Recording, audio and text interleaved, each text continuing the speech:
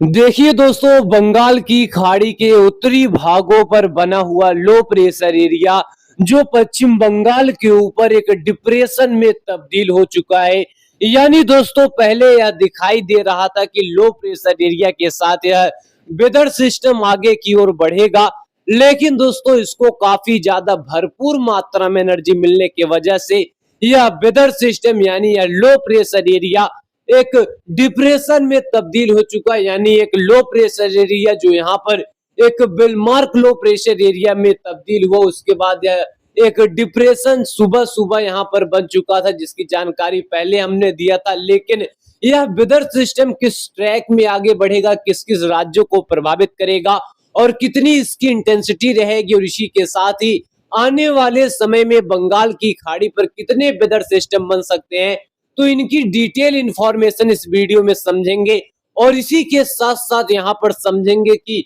जो म्यांमार यानी जो यहाँ पर कह सकते हैं चाइना का जो यहाँ पर सी है यानी फिलीपींस की जो खाड़ी है, वहां से कितने सारे वेदर सिस्टम और कितने सारे यहाँ पर स्ट्रॉन्ग वेदर सिस्टम फिलीपींस के जो कहीं ना कहीं बंगाल की खाड़ी पर दाखिल होंगे, जिसकी यहाँ पर इंटेंसिटी काफी ज्यादा हाई हो रही है, तो काफी इंटेंस वेदर सिस्टम बनेंगे और देश के तमाम राज्यों को प्रभावित करेंगे। तो इसकी तमाम जानकारी को समझेंगे। आप सभी लोग इस वीडियो के अंत तक बने रहिएगा। देखिए दोस्तों, सुबह के समय जैसा कि यहाँ पर आप सभी को मैंने पहले ही अपडेट किया था कि सुबह के समय एक जो लो प्रेशर एरिया एक डिप्रेशन में तब्दील हो चुका है, और यहाँ पर आप सभी लोग देख सकते हैं इस समय एक डिप्रेशन जो पश्चिम बंगाल को पार करता हुआ धीरे धीरे झारखंड के उत्तरी क्षेत्रों के रास्ते, दक्षिणी बिहार के रास्ते उत्तर प्रदेश की ओर बढ़ेगा। और इसी के साथ साथ इसके वजह से चाहे पूर्वी भारत का इलाका हो या फिर गंगा के मैदानी क्षेत्र के इलाके हो, यहाँ पर जबरदस्त बारिश की एक्टिविटी दर्ज की जाएगी। लेकिन इस समय की किस तरीके से कंडीशन है यानी दोपहर की स्थिति किस तरीके से, अगर इस समय की हम स्थिति की बात करें यानी 12 बजे की स्थिति की बात करें, तो यहाँ पर देखिए दो दो चीजें किस तरीके से बनी हुई है। यहाँ पर देखिए जहां एक लो प्रेशर एरिया राजस्थान के उत्तरी क्षेत्रों पर बना हुआ है, वहीं एक डिप्रेशन जो कह सकते हैं पश्चिम बंगाल को पार करता हुआ झारखंड की ओर रवाना हो चुका है, और जिसके वजह से चाहे बिहार हो, झारखंड हो, पश्चिम बंगाल हो, जो बादल बने हुए हैं काफी भीषण तरीके से बने हुए हैं,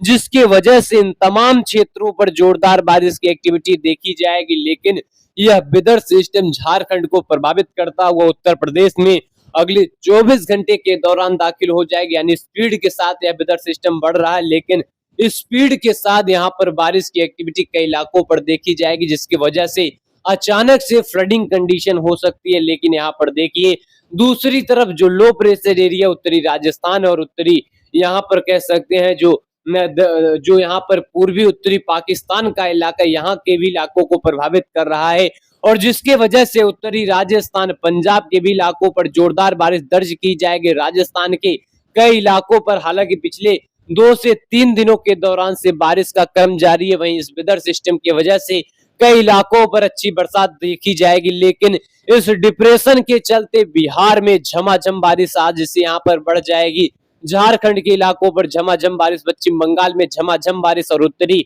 छत्तीसगढ़ के इलाकों पर जोरदार बारिश की एक्टिविटी रहेगी। और यह स्थिति आज दोपहर की स्थिति है, और इसी के साथ साथ पूर्वी उत्तर प्रदेश के भी इलाकों पर धीरे धीरे यहाँ पर इंटेंसिटी इंक्रीज करती हुई दिखाई दे रही, इंटेंसिटी बढ़ती हुई दिखाई दे रही है। लेकिन यहाँ पर चीजें दोनों महत्वपूर्ण है, एक लो प्रेशर एरिया एक डिप्रेशन जो काफी हाई इंटेंसिटी वाला वेदर सिस्टम होता है। और 2 बजे यानी आज यहाँ पर 2 बजे आते आते यहाँ पर देखिए जो बारिश की तीव्रता है ये पूर्वी भारत में लगातार बढ़ती हुई चली जाएगी, और इस लो प्रेशर एरिया यानी जो लो प्रेशर एरिया उत्तरी जो राजस्थान के ऊपर बना हुआ है पंजाब के भी इलाकों को प्रभावित करने लगेगा, और ये थोड़ा थोड़ा नॉर्थ की ओर शिफ्ट होता रहेगा। लेकिन यहाँ पर देखिए शाम होते होते जहां जो राजस्थान के उत्तरी क्षेत्रों पर लो प्रेशर एरिया था, ये पाकिस्तान के साथ साथ जो पंजाब का इलाका इन तमाम क्षेत्रों को प्रभावित करेगा। और यहाँ पर रात होते होते देखिए डिप्रेशन के चलते किस तरह से बिहार, झारखंड, पश्चिम बंगाल में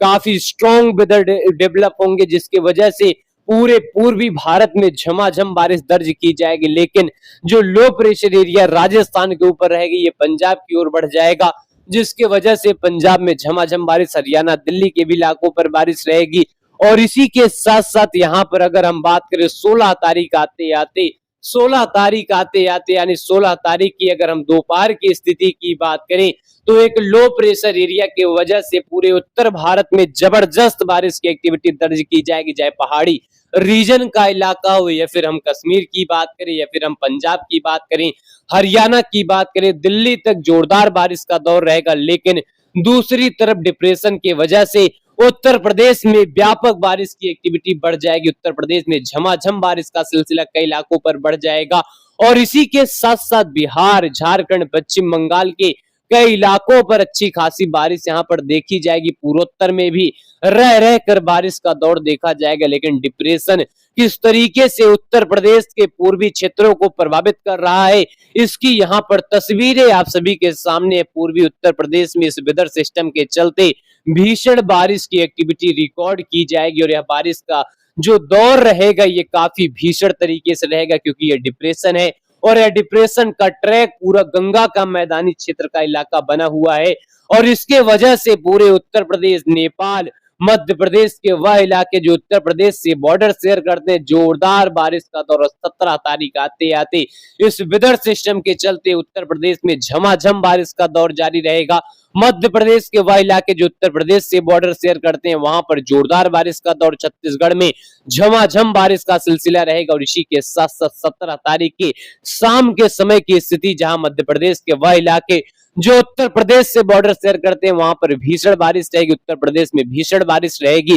और इसी के साथ साथ उत्तर भारत के कई इलाकों पर गरज चमक के साथ बारिश रहेगी। लेकिन 17 और 18 तारीख के बीच में यह वेदर सिस्टम मध्य प्रदेश के उत्तरी क्षेत्रों के रास्ते यह उत्तर पश्चिम भारत की ओर बढ़ेगा और जिसके वजह से यहाँ पर देखिए पश्चिमी उत्तर प्रदेश से लेकर उत्तरी मध्य प्रदेश, पूर्वी राजस्थान, हरियाणा, दिल्ली के भी इलाकों पर अच्छी बरसात देखी जाएगी। यानी यह वेदर सिस्टम काफी अच्छी खासी तरीके से, यानी जो गंगा का मैदानी क्षेत्र है, इन रूट को यहाँ पर तय किया। हालांकि यह रूट आखिरकार यहाँ पर कम ही देखने को मिलते हैं। अगर हम यहाँ पर मानसून की बात करें, जिस तरीके से यहाँ पर लगातार वेदर सिस्टम के ट्रैक में बदलाव आ रहा है, उसको देखकर यहाँ पर ये जो कंडीशन है, ये जो वेदर सिस्टम है, ये काफी अच्छा खासा वेदर सिस्टम है जो पूरे पूर्वी भारत के साथ ही पूरे उत्तर भारत और गंगा के मैदानी क्षेत्रों को प्रभावित कर रहे हैं। और ये कहीं ना कहीं अच्छा खासा कंडीशन भी है। और इसी के साथ साथ 18 और 19 तारीख के बीच में आप सभी को हम बता दें,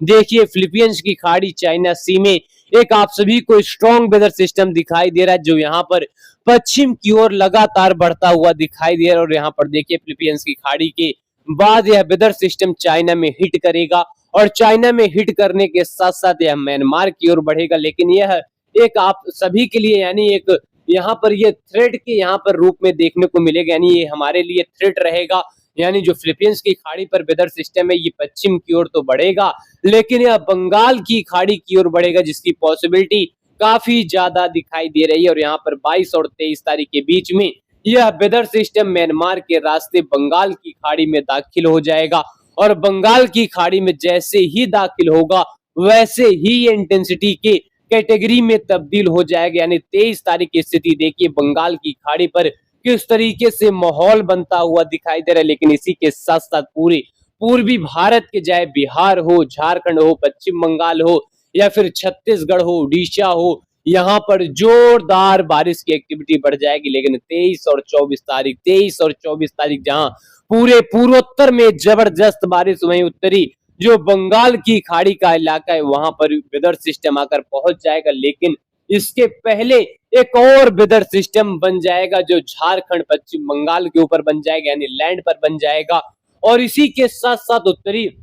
जो बंगाल की खाड़ी है यहाँ पर वेदर सिस्टम की वजह से जो लैंड पर वेदर सिस्टम रहेगा इसको काफी ज्यादा एनर्जी मिलेगी। और जिसके वजह से यहाँ पर देखिए 24 और 25 तारीख की स्थिति बिहार, झारखंड, पश्चिम बंगाल में मूसलाधार बारिश की एक्टिविटी रहेगी। उत्तर प्रदेश में मूसलाधार बारिश रहेगी, मध्य प्रदेश की पूर्वी क्षेत्रों पर मूसलाधार बारिश, छत्तीसगढ़, उड़ीसा में मूसलाधार बारिश रहेगी। और इसी के साथ साथ यह वेदर सिस्टम, दोनों वेदर सिस्टम काफी स्ट्रांग रहेंगे। और 25 और 26 तारीख के बीच में यहाँ पर देखिए जहां पश्चिम बंगाल के कोस्टों पर एक स्ट्रांग वेदर सिस्टम, वहीं मध्य भारत के ऊपर एक स्ट्रांग वेदर सिस्टम की वजह से पूरे मध्य भारत में काफी भीषण बारिश की एक्टिविटी दर्ज की जाएगी और भीषण बारिश की एक्टिविटी इन तमाम क्षेत्रों के लिए नुकसानदायक साबित होगा। और 25 और 26 तारीख के बीच में एक स्ट्रॉन्ग वेदर सिस्टम जो पश्चिम बंगाल के कोस्टों पर बनेगा, जिसके वजह से इन तमाम क्षेत्रों पर भीषण बारिश की एक्टिविटी रिकॉर्ड की जाएगी। यानी यहाँ पर मानसून का जो खेला है जुलाई के महीने में, ये काफी ज्यादा भीषण तरीके से कई इलाकों पर व्यापक बारिश की एक्टिविटी 26 तारीख आते आते जहां मध्य भारत को वेदर सिस्टम पार करता हुआ राजस्थान की ओर रवाना होगा। दूसरी तरफ 27 तारीख आते आते नए वेदर सिस्टम की वजह से पूरे पूर्वी और ये जो कोस्टल एरिया है यहाँ पर जोरदार बारिश की एक्टिविटी 28 तारीख तक यहाँ पर जारी रहेगा। और 29 तारीख आते आते उत्तर में बारिश की एक्टिविटी रहेगी और इसी के साथ साथ हल्की बारिश की एक्टिविटी देश के विभिन्न क्षेत्रों पर दिखाई देगा। लेकिन 29 तारीख को ही यहाँ पर देखिए, जैसा कि यहाँ पर आप सभी को मैंने बताया कि फिलीपींस की खाड़ी पर जो भी वेदर सिस्टम है ये पश्चिम की ओर बढ़ेंगे और पश्चिम की ओर बढ़ने के साथ साथ बंगाल की खाड़ी में भी दाखिल होंगे। और बंगाल की खाड़ी पर जो जब कोई भी स्ट्रॉन्ग वेदर सिस्टम पहले से ही बनकर दाखिल होता है तो कहीं ना कहीं काफी स्ट्रॉन्ग और काफी स्ट्रेंथ वेदर सिस्टम में तब्दील हो जाता है। तो वही चीजें यहाँ पर दिखाई दे रही हैं और इसी के साथ साथ यहाँ पर कई सारे वेदर सिस्टम फिलीपींस की खाड़ी पर बनते हुए दिखाई दे रहे हैं और जिनका असर यहाँ पर आने वाले समय पर देखने को मिलेगा। फिलहाल अगले 10 दिनों के दौरान, अगले 15 दिनों के दौरान चीजें बहुत महत्वपूर्ण हैं। फिलहाल दोस्तों अभी के लिए इतना।